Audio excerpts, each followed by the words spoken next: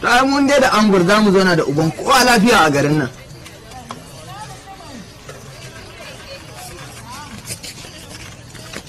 Salamu alaikum, salamu alaikum. Wa alaikum salam. Ah, dan kurma kai ne? Ni ne wallahi. Lafiya? Lafiya kalau. Kai, Allah ka tsira wannan mummunan al'amari. Allah ka sa hatsarin mota ya mutu. Allah ka raba mu da shi duniya da lahira wallahi. Aka tsine wannan abu. Ya mutu. Ko ma huta ko ma samu murmurewa. Bawa kake wa wannan fatan? Wani abu ne wanda ya wuce talauci. Talauci mana fi ya biya zagaye mu. Kai. Amma Allah dan kurma baka rabo da hirmi.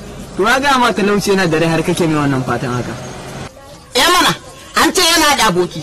An ce yana da rai. In ya hada bauta da kai, in dai ya hada bauta da kai, to wallahi ka shiga goma ba ma uku ba. Ina ga maka wannan maganar. Allah wallahi.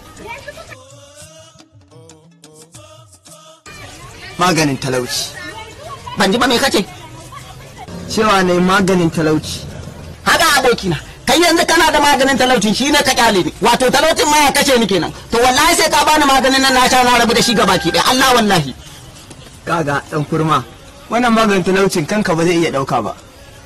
Lalle dan yana kare na ni. Ta manta cewa ni tsohon dan da ko ne.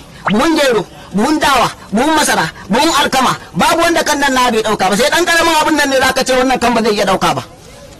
Kai dan kurma, wannan ba kamar buhun gero bane ko dawa ko haɗi da ka saba dauka. Wannan sama za tsalle kenan. Yawwa ko da kai fa.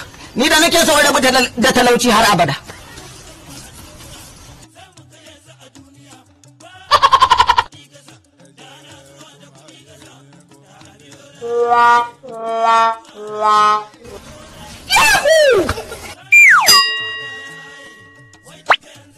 Shashashan banza shashashan wafi. Ai mu ka ga maganin talauci da idan.